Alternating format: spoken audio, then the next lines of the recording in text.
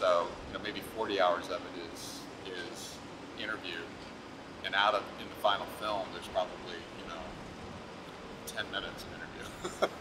You say 300 hours. That's pretty typical for a documentary. These days.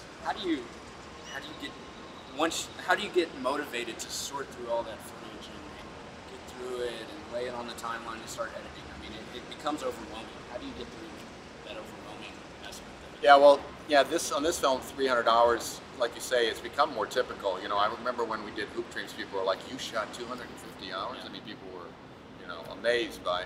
I've done projects where we've had 11 and 1,200 hours of material. That's a lot. Yeah. But I think the key is that you have to have some sense of the story you're trying to tell, both while you're filming and then especially once you get into editing. And then you start to make some choices. And, different filmmakers work different ways. Some filmmakers just cut a bunch of scenes, right? They just start cutting scenes if they have that kind of material. They'll cut the scene here, scene. And then they start to think, how can I link these together? And that works for a lot of filmmakers. I don't work that way. I tend to sit down when I get ready to start the editing process and try to hatch out at least some stab at what the story is going to be. And it's going to change completely. But I get something down. I even write and pull quotes from the transcripts and stuff. And I try to hash something out so that I have a template. So as I move through it, then when I come to a scene, I'm cutting it in some context.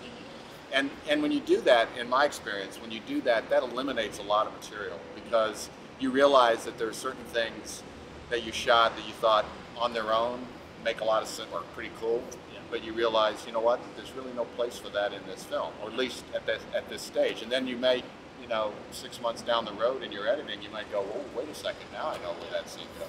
Yeah.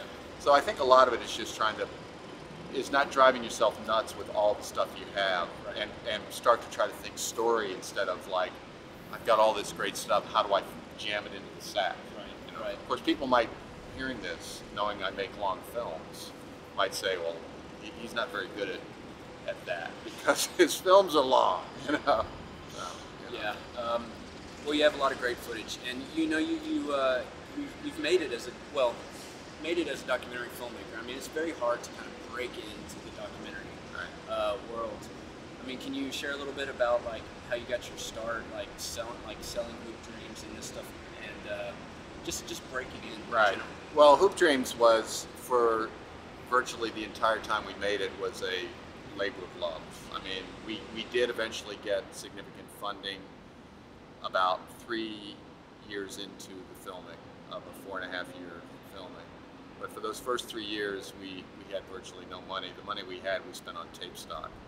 And we also were blessed because we did the film through this great institution in Chicago called Cartemplin Films, that I'm a part of, that really took us under their wing and helped us through a very hard time. And I've been making films with them ever since. I mean, it's a great, great institution. But, I think a lot of it is that when you're starting out, you just have to persevere. It's a cliche, but it's true. You just have to persevere and get your film made. And I think it's important to probably, if you got to make a living and you can't make it from the film you're doing, you got to find work that gives you the opportunity to do that film, because it's so easy to fall into either a full-time job that just makes it impossible, or to fall into working in the business part of this industry, which completely swallows you up. 18-hour days where you don't have any energy left to do the thing you really want to do. And I've encountered many people over the years who've made a successful living in this business who said, what I really wanted to do was make documentaries, but I just never found the time. So I think there's a number of sacrifices you have to make as a young person to you may have to give up the better paycheck to do a job that gives you more freedom so that you can do this work. Well, you're receiving the Star Award for this film. Can you talk about accepting that and what it means to you?